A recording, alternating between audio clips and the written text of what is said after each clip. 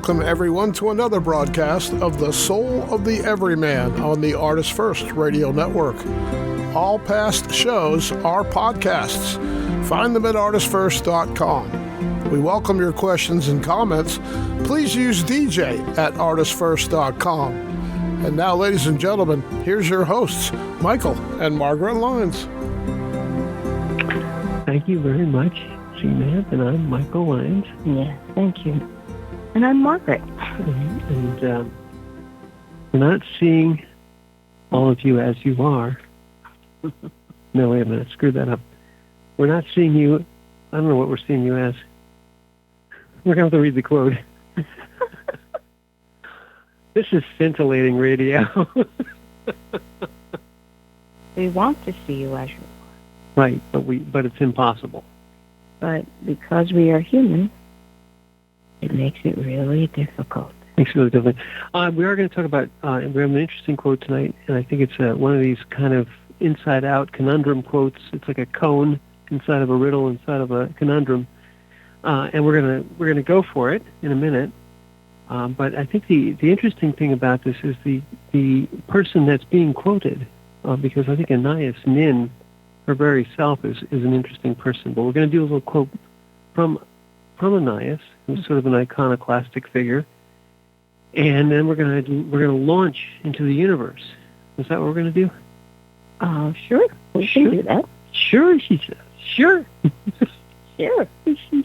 She's been humoring me for decades, folks. Can't you tell? But do you want to essay the quote? Because we have to move along tonight. We've been cautioned by the referees. Quote: "We don't see things as they are. We see them as we are." And that is Anais Nin. Anais? I don't know how to pronounce the first name, so I'm seeing it as I want to. I see. So this is an interesting quote because I think if you read it 2 or 3 times, you start to say, well, wait a minute. Because in its essence, what Miss Nin is observing here is sort of subtle. The root of the point is that no one of us sees what the other sees, and sort of the side aspect of the quote is that given the average person sees what they want to see. They see things from their point of view, but really there's a big filter. There's a me filter that a lot of people put on everything, which is basically they see everything with relationship to themselves. Right. And I think that's very common and very natural. Very natural for as children growing up.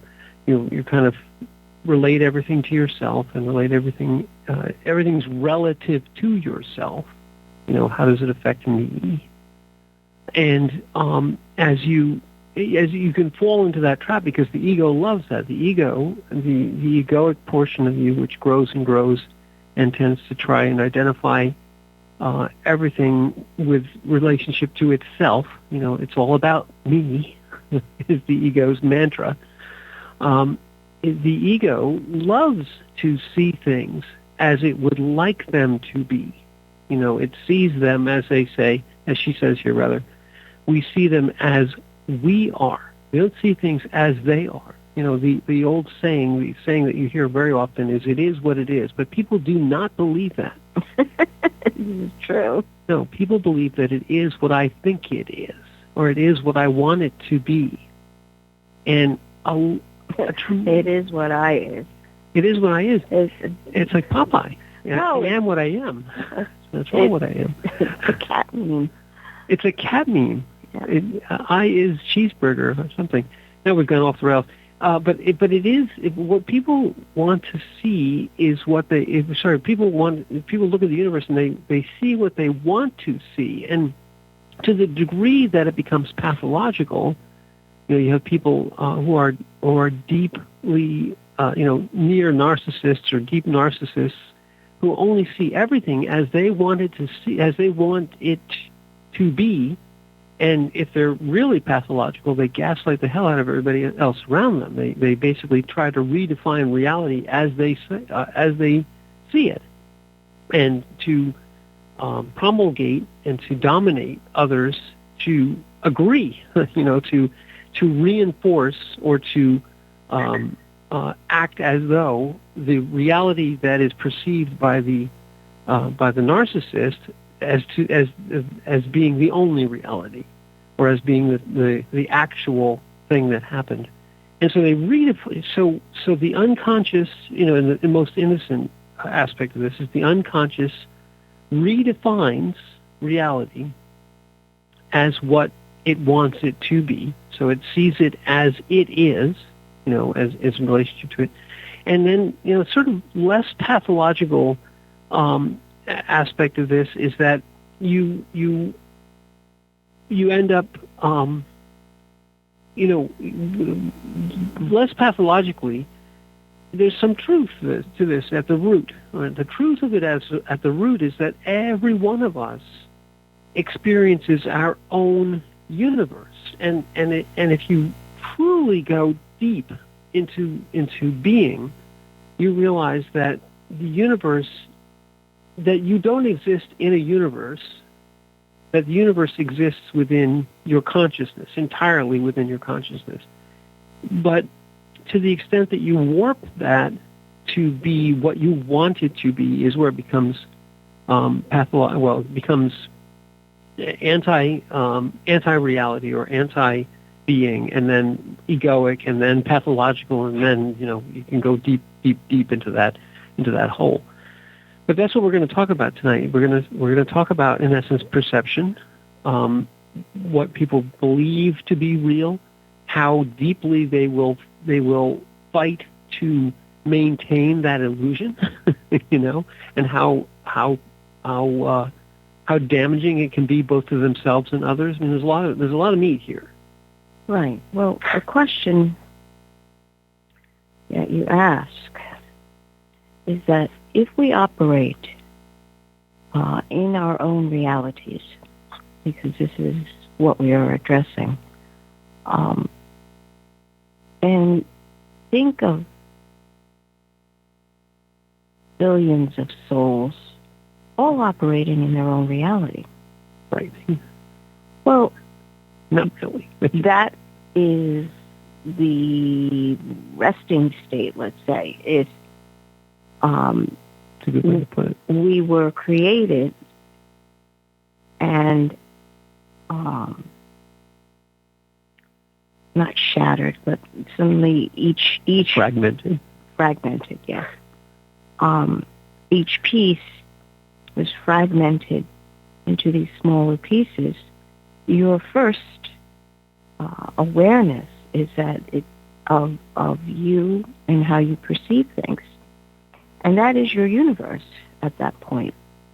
So how do you go to a point where this can be expanded? How do you get a being enwrapped completely in itself to extend outside itself, to make connections outside itself?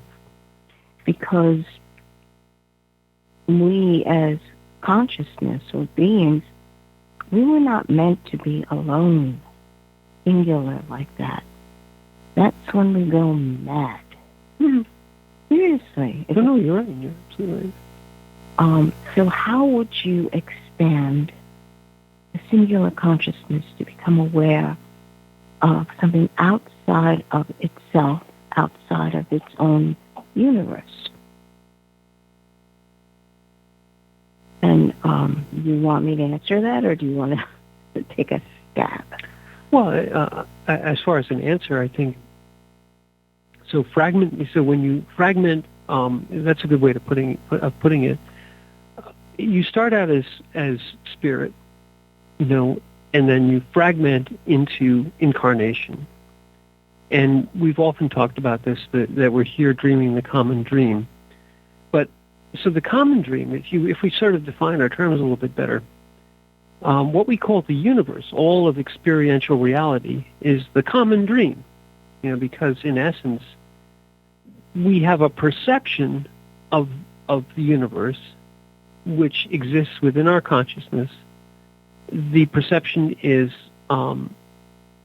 both informed by our senses and also almost innately inherently we realize that it's far beyond that which we can sense. In fact, as an aside, human beings, the being state of our consciousness, strives mightily to expand its perceptions beyond that which it can perceive with its five senses. Everything we do, nearly in this current modern times, deals with that which we cannot actually perceive, which is translated into something which maps into our senses. But right now, this very moment, we are using the imperceptible portions of the universe, the electromagnetic spectrum beyond which we can see, beyond which we can hear or touch or taste or feel, but we know it's there. How do we know? Well, if you really are fully just experiential, we would never go beyond that which we can touch, taste, feel, or perceive. But the being knows it's greater than that, and so we push ourselves beyond into the parts of the universe which are not perceptible, and know that they are there. And I think that's a refactoring of the true experience of spirit. So I don't want to digress too much. So we fragment. We come into experiential reality. But the experience is singular. It is not a shared experience until you get to a certain point. That's the focus that I'm talking about. Right. The experience that you're describing is already, you're already breaking past that self-referent point of view. Well, let me go back to your original question, because I did go, as I want to do, off into space there. But your original question is: so you fragment and you incarnate, and you're a singular point. You are now more alone than you began, in essence. Really, if you think of it that way, you are just a being in now a temporal and corporeal enclosure with very limited perceptions, from the point of view of spirit, and the desire to have experiential interactions, and the experiential interactions with what? Exactly, and with what? Right, and with the need for relationship, the need for a shared for a communication of this experience. Singularly incarnate beings. Let's say if you go back to the creation story, the spirit, if we abstract it a little bit, incarnates a portion of itself, because it says very, very clearly in the incarnation story that God created a being in its own image. Let's just abstract it entirely. Right. Its own image. Its own image and likeness. And that's so evocative, because what it really says is that all separated itself into at least two things. The all was now in a state where it could not only just talk to itself, in essence, but give itself a portion of complete autonomy, or in that incarnation perhaps not. But in the beginning it gave itself a focal point, a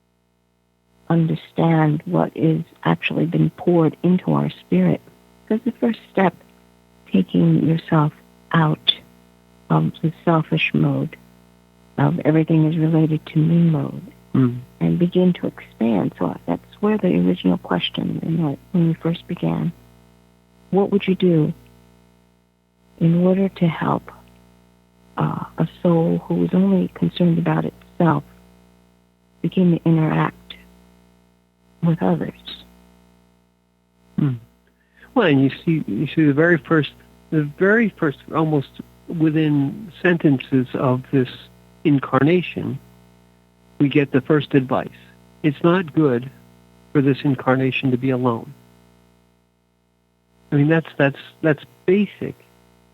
Basic thing is relationship is almost the very first thing, that the very first concern is not what will I do with all these animals, or how will I do with the rest of the universe. No, it's relationship. Well, he had created man in order to be the keeper of what was created upon the earth. Brought all the animals to him so that man can name them and allow them to go. And if you think of it that way, in the naming process, what you're doing is he's calling out what he sees in this particular animal, equating it with a series of word so that it can walk upon this earth. And that's an amazing power if you think about it. But man didn't find any of the animals true companions. And again, that is the mirror to the creation of what God had done. Man learned in that moment that, well, the creation is fine, but I'm looking for one who truly can be a companion to me. And that is when the creation story goes into putting Adam to sleep and splitting him into two so that he has an equal to interact with. If you can embrace that and understand that that was a learning process where the realization came that for Adam, everything was in relationship to himself at that point. Naming things and saying what it can do or can't do or how they're interacting, that's in relationship to him. But once the split happened and you had male and female, that interaction began with, okay, I bet you the communication was the first thing that they had to figure out. How do I talk to my other self? Because that other sees things very differently than I see them. I think it's extremely important right there. That other has a different universe within them. Well, he, she, each one perceives, interacts with the world around it a different way. So that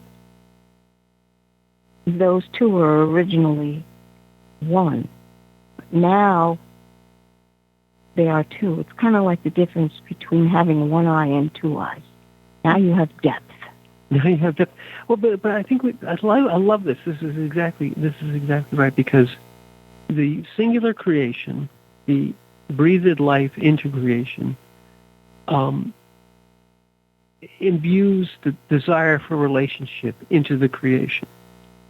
And then initially, right away, it's singular, as you just said, it's singular. So in essence, nothing, that being in creation as a singular point could see nothing except seeing it as it was in relationship to itself.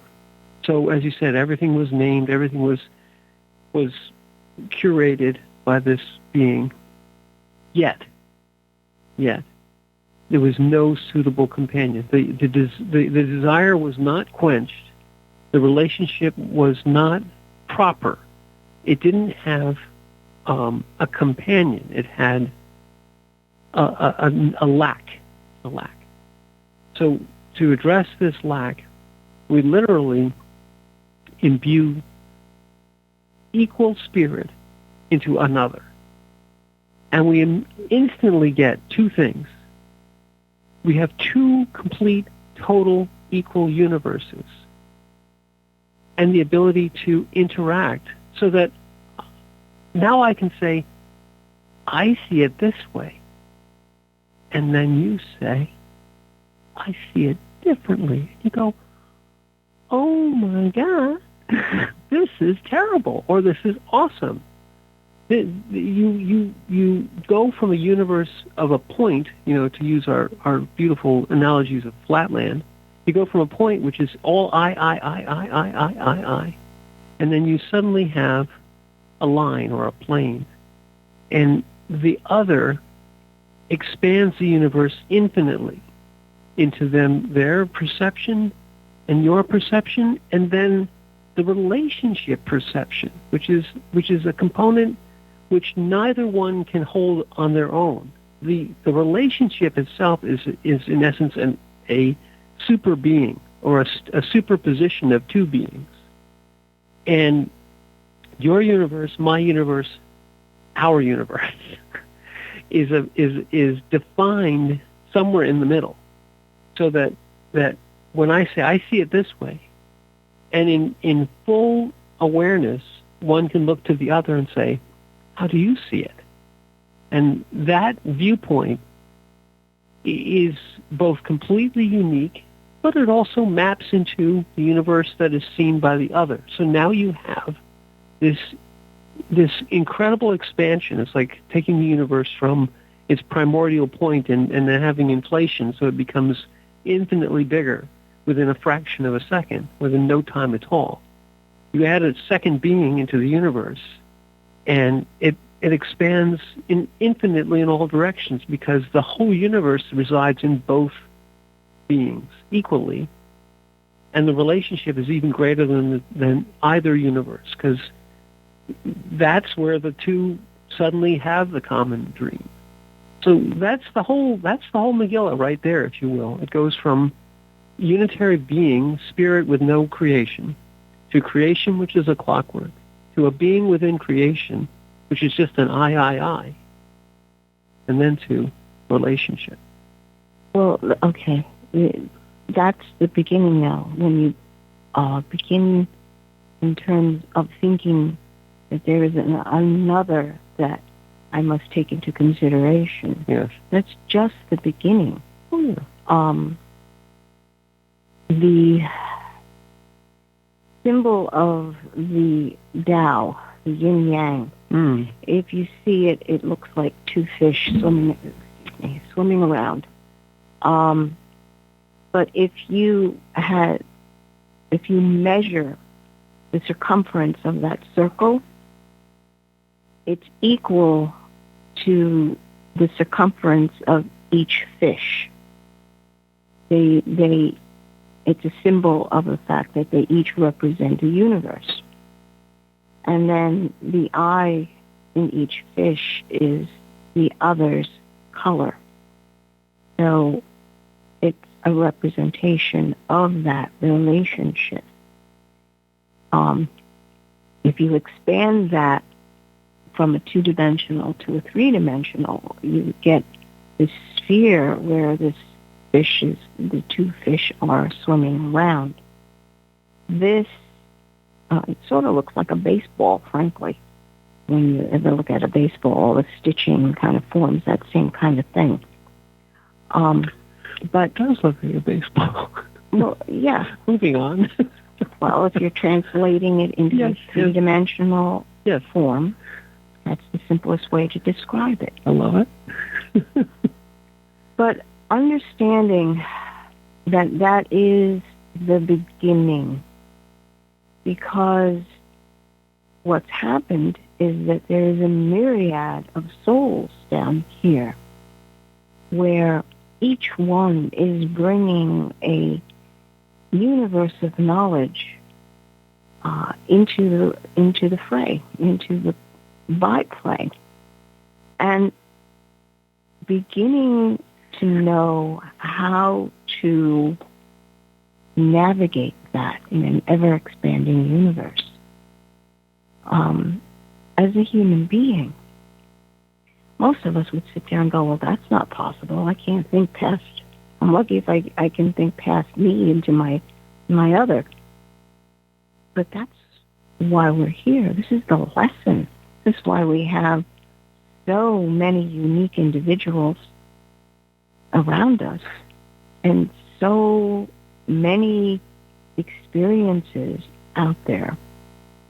But you have to want to care enough to form relationship. And that's where things get super interesting. Because, as the quote says, you see things, the universe is translated into how you see it.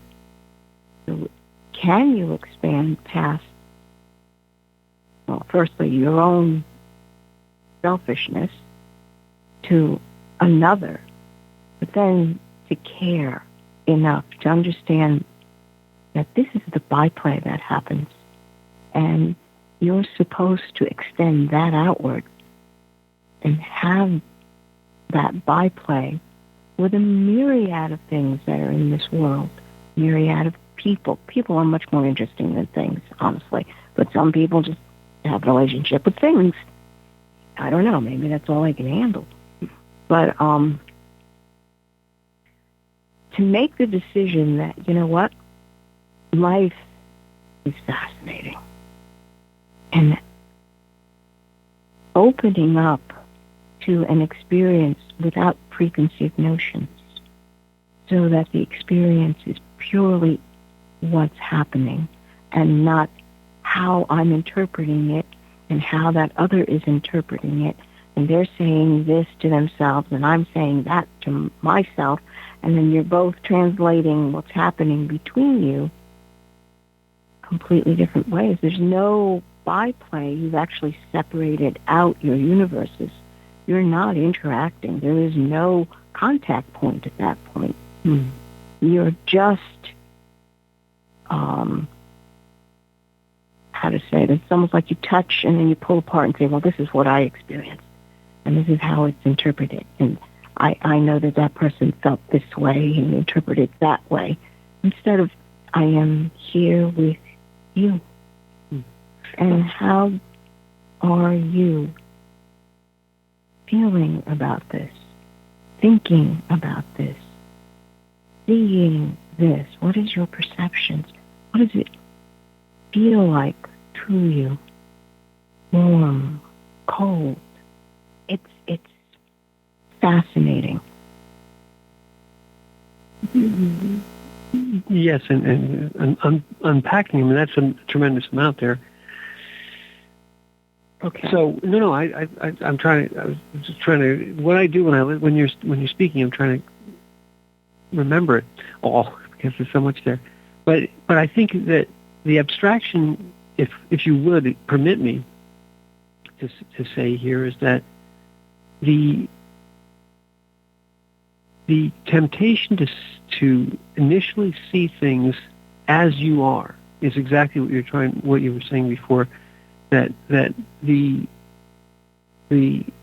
interaction is, kind of a 1, 2, 3. You do this, you do that, you do this, and then we retreat back to our camps, which are, if in essence, are these little egoic. I saw it this way, you saw it that way, and people, and we all know, and it's very tempting to fall into that sort of fall back into your camps. You have a little skirmish between two people in relationship.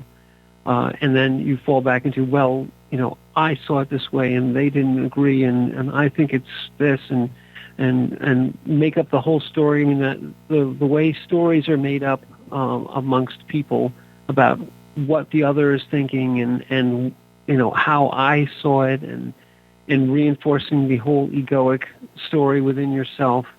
So how do you get out of that? I mean, I think that's what you were saying is, how do you get out of that? Okay.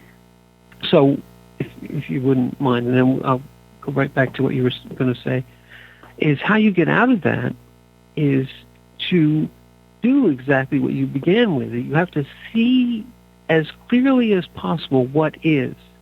And that brings us very likely back to either the Buddha or Tolle.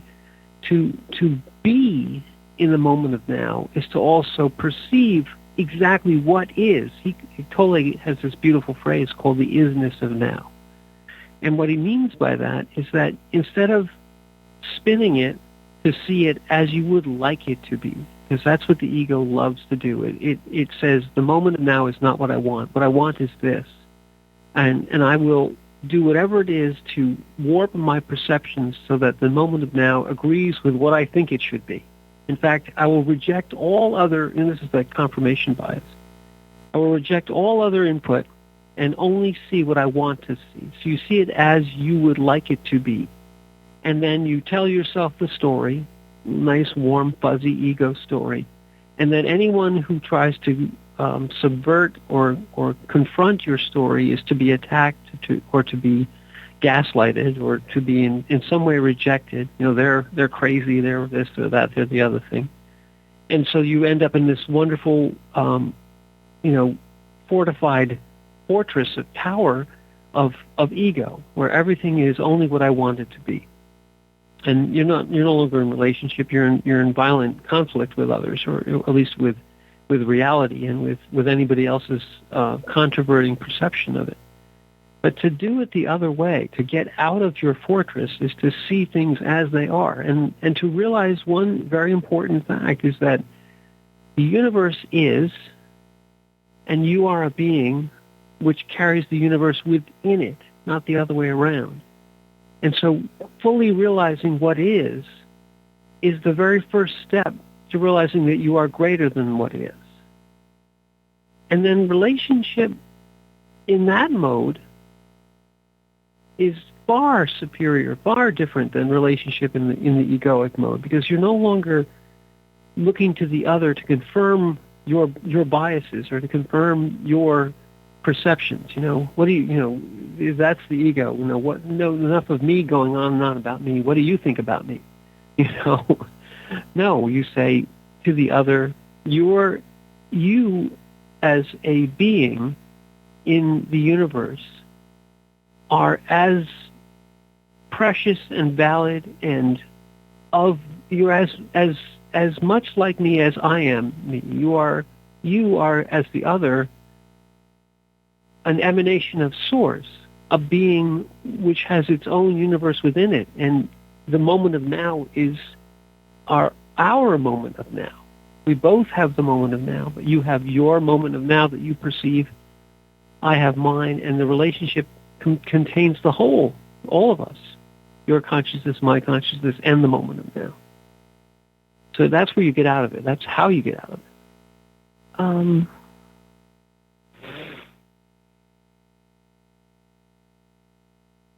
It is coming back to center and being very calm about it. In other words, there is no reaction.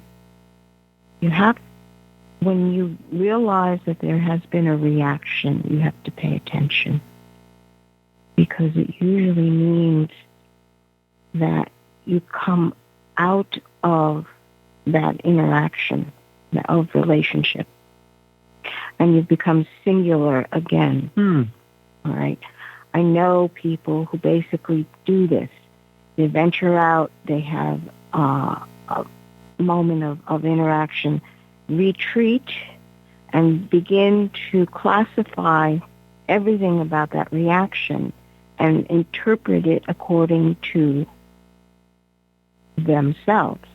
Right. And they will look at you and say, well, how else am I going to understand it unless I do it through me? And you're looking at them going, because you've got to stop doing that. Well, no, seriously, because what's happening is that habit form, and it's a habit form. They believe they're having a real relationship just by coming out of their shell for a little bit, interacting, like doing the spin in the yin-yang, then coming back out and contemplating what they had just experienced, but singularly. It's not in relationship to the other. There's no contact points there. They've retreated back to their own consciousness only and interpreted accordingly.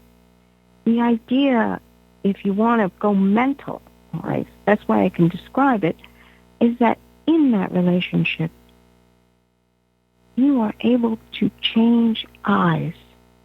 You can see through the other, thank you, and understand what it means to see through the other's eyes, and then come back to yours.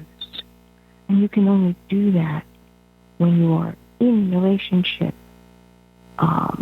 interacting in that moment. Mm-hmm. The minute you begin to tell yourself a story, you gotta stop and realize you've pulled away. You have pulled away from a real relationship. And that loneliness that you feel comes about because you keep pulling away. The fullness of being comes in a relationship when you can transit from your viewpoint to the other viewpoint. And that's only in one relationship with one person. This is a skill that you need to cultivate with many others. And that's usually the most frightening thought people have. No, there's no way I can do that. No, I'm going to lose myself. Or, no. And it takes courage. The reason though that those thoughts occur is egoic, right? Because the ego sees any abrogation of identity as an existential threat to itself, and that's where I think that's where you're saying that there's a fear there. But I wanted to go back. The thing that you said was so perfect. There was that the interaction. So you're absolutely right. People go into a relationship, and I think that initially a relationship has, all relationships that have any kind of foundation whatsoever go into the yin-yang state. They go into the present moment state. In fact, I think it's usually described as this sort of love at first sight, this blissfulness of the initial relationship. And people confuse that, but I think what is really happening there is that they're truly in the being state with the other for maybe the very briefest of times. So that's where the hook of the relationship starts, because it feels so good. It feels so incredibly right to be in this relationship. And then, unfortunately, the unconscious, the ego, people retreat back into this mental, tearing it all up into, he doesn't have this kind of car, or she doesn't have this or that. Yeah, it's fear. Well, fear, but they come out of the state of being back into the state of ego, no longer in relationship, but it's all about I, redefining everything that just happened in relationship to me. So seeing it not as it was, but seeing it as you are, as relationship to you. They tell themselves a story. Then your relationship therefore becomes almost adversarial, or at least it's they say relationships that are falling apart. Everybody lives in a 2-story house. You ever heard that story? That saying, rather, that everyone lives in a 2-story house, because in this relationship, there's the house, and then there's your story and my story. Right. Well, the stories are what get in the way of the being. And the stories get in the way of your own realization of your own consciousness, but they really get in the way. Margaret was just saying this. They really get in the way of relationship. A true relationship is facing the reality of the universe and the infinite reality of the other's universe and your universe. So you have the actual universe, which exists in both of you in different forms because you're unique beings. A true relationship takes all of that into account and all of that into the consciousness which is the relationship, which now has two at least, but two as a minimum, beings within it. Once you're there, your relationship is, it can be said to be a being state. And its foundation, not to sound in any way trite, but its foundation is love. Love is the currency and also the carrier, the medium within which relationship exists. It is a word which is so short and so simple and so thrown around all the time, but that currency, that carrier, that medium is the same medium through which creation became from the void, through love, through which every being which exists within creation is in essence incarnated through love. You breathed life into something. That's only an act of love. And then relationship between two beings, if you are really in this let's call it a super being, where you have two fully present being consciousnesses that relate to each other, of course, in reality, in incarnation, so there's some limitations, of course, but regardless, relate to each other in love. It's how a relationship is founded and transmitted and supported. It's the medium in which a relationship occurs. When you retreat, you break all that, and you can feel it, and you know it, and you don't know necessarily what to do about it. But the way to get into a being state relationship is through love, through the most loving type of relationship that you can found and support. And in that, you will find that reality itself is entirely accepted. It is what it is. And it does nothing to the relationship. So the relationship with a loved one who has passed on from this existence, founded in love, takes no damage whatsoever. Their incarnation, their state of incarnation does not matter. You know that. We all know that. Why doesn't it matter? If you were just perceptive, if you were purely about what you could see, touch, taste, hear, and feel, then the other is gone forever. And loss is forever, and you'll never, ever, ever see them again. But we know that's not true. Why do we know it's not true?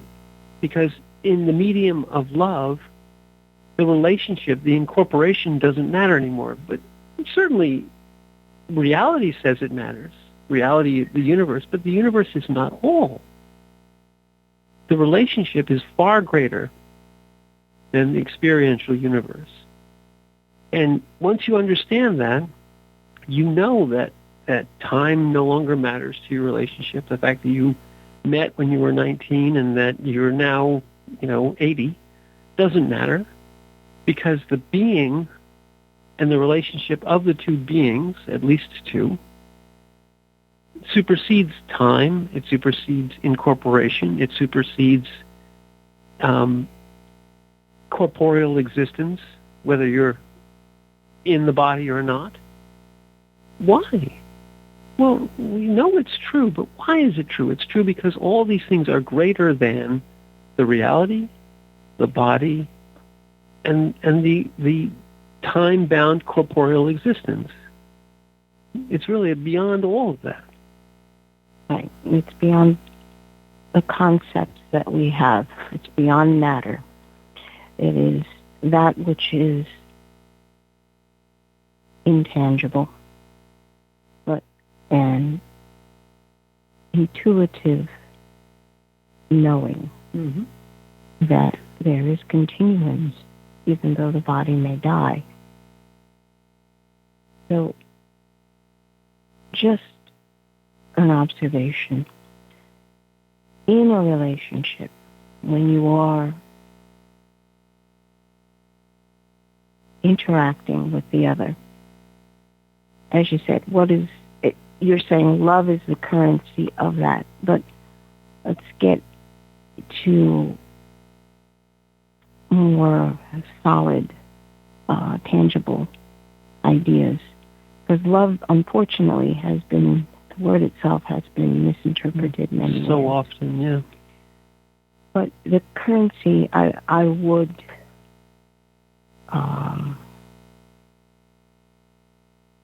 suggest is actually care. The amount of care that you put into the other in a relationship is the currency between you. In other words, when you're having this experience and you truly care for the other, it allows you to see through the other's eyes. Loving, yes, is a being state, but how is that expressed? And it is expressed in support and care for the other. And it's reciprocated as well as possible. I mean, let's face it, a baby is just incapable and absolutely needs constant care. Asymmetric care. Right. But the relationship matures, and eventually they get to a point where they are an adult, and you can have an adult to an adult relationship.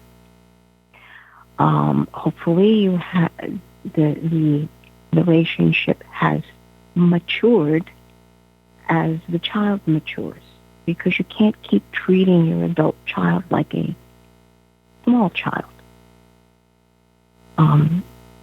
Have to give them the respect they need to be a full adult. And then eventually it goes the other way. And you, as the adult, come back down and your capabilities drop. And maybe you go back down to what you were in a baby, maybe not. But it's understanding that relationship is a living, breathing thing, a being state that flows and changes. And that ability to care enough to be able to see through the eyes of another, I believe that is the foundation of what we're talking about. Yeah, if you think of it that way, the caring portion of it is the extension or the flow. If love is the medium, caring is the frequencies. You know, the modulation of it.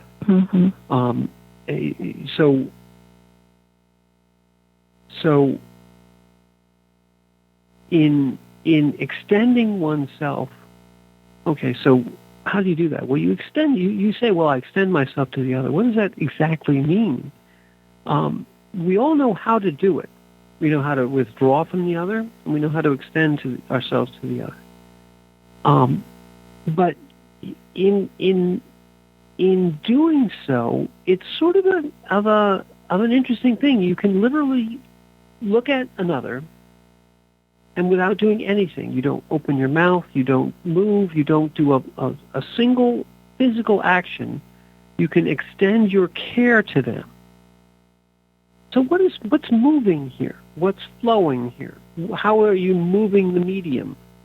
You are in essence a being which can operate within the flows of care. Okay. A case in point. Margaret meets complete strangers and reduces them to blubbering piles of wonderfulness by caring about them. They don't know why they feel the way they feel when they come into her presence. But I've observed it myriads of times. You care about them, and they feel the care. Okay. So we all have that experience. If someone cares about you, you can feel the care. You can feel the care of the other, whether they are physically next to you in the room, or whether they are 1,000 miles away, or however much distance or time there is, or whether they are even in the body still.